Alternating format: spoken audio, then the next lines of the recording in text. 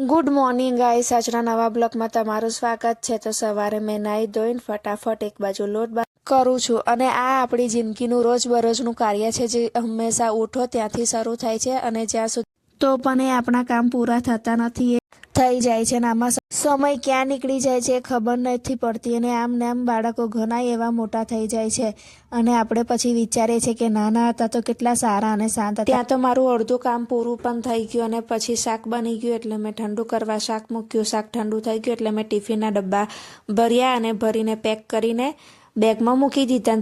આજે મારે નાસ્તામાં ઢોકળા બનાવવા હતા, પરંતુ ઢોકળાનું ખીરું ફ્રીજમાંથી કાઢવાનું ભૂલી ગઈ હતી, એટલે પછી મેં એની જગ્યાએ બેસનના પૂડા બનાવીને તૈયાર કર્યા અને એના પપ્પાને મેં આપી દીધા અને ક્રિશિવ અને પરી બંને જણ ચા પીવા આવી ગયા। તો આજે હું ટોસ લાવી હતી, એ ટોસ અને ચા એ લોકોએ ખાધા અને એ લોકોએ ખાઈ લીધા પછી બંને જણ લૂડો અને સાપસીડી રમવા બેઠા। સ્કૂલનો જવાનો સમય થતો હતો એટલે મેં ફટાફટ ગરમ પાણી મૂક્યું અને બીજી બાજુ પરીના માથામાં તેલ નાખીને માલિશ કરીને ફટાફટ એનું મેં માથું ઓરી દીધું અને ક્રિશિવ એની રિબિન લઈ લેતો હતો। ક્રિશિવે પરીની રિબિન લઈ લીધી અને ઘોડાગાડી રમતો હતો અને અમને રિબિન આપતો ન હતો। મેં કહ્યું કે મોડું થાય છે, પછી એ રિબિન તારા માથામાં નાખીશ।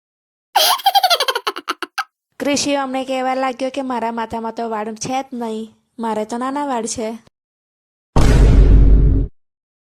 બંને જણ મસ્તી કરતા કરતા એ લોકોને ભૂખ લાગી જ કહેવા લાગ્યા મને આલુ સેવ ખાવી છે। મેં એ લોકોને આલુ સેવ આપી તો ક્રિશિવ જો પરીને માર કરે છે, પછી પરી મારશે ને તો એ રડવા બેસશે।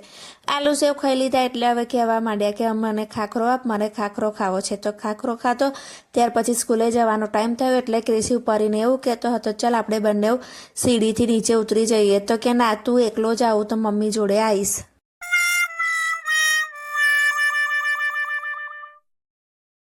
બંને જણને અચાનક ખાંસી થઈ ગઈ હતી એટલે હું મેડિકલ સ્ટોરમાં આવી, ત્યાંથી મેં સ્ટ્રેપ્સિલ લીધી અને બંનેને એક એક મોડા મૂકી આપી। તો મેં પરીની સ્કૂલનો સમય થયો એટલે ફટાફટ મેં પરીને મૂકીને પછી ત્યાં થોડી વાર બેસી રહ્યા। ક્રિશિવની સ્કૂલનો સમય થયો એટલે ક્રિશિવને પણ સ્કૂલમાં મૂકી આવી।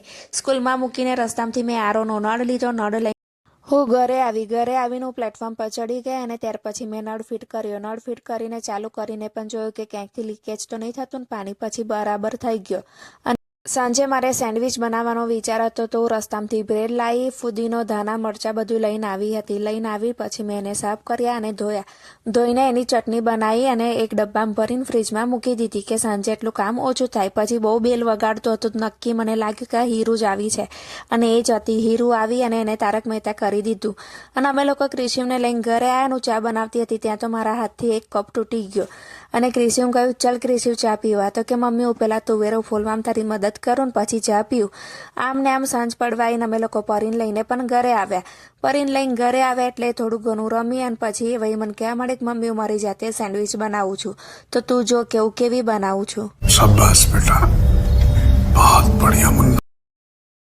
હું સેન્ડવિચ બનાવવાની તૈયારી કરતી હતી તો પરી કે મારે આવી નહીં ખાવી, પરંતુ અંદર ચટણી, ટામેટા, ડુંગળી અને બીટ મૂકીને ખાઈશ। તો એને એવી રીતે બનાવી અને ખાધી અને કહેવા માંડી કે હજુ 2-3 આવી બનાવીશ અને ક્રિશિવને પણ બનાવીને આપું છું।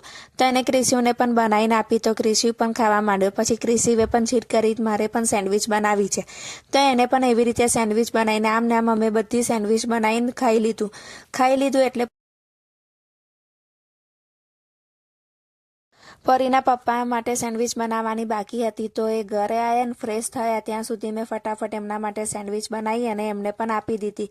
આમ ને આમ અમે લોકોએ સેન્ડવિચ બનાવીને ખાધું। ત્યાર પછી મેં બધા ઘરના કામ બાકી બધા કામ પૂરા કર્યા અને પછી પરી અને ક્રિશન બંને જણને થોડું ભણાવવા બેસી ગઈ। ભણી લીધા પછી એ લોકોને સુવાની તૈયારી કરીને મિત્રો આજનો અમારો દિવસ આમ જ પૂરો થયો।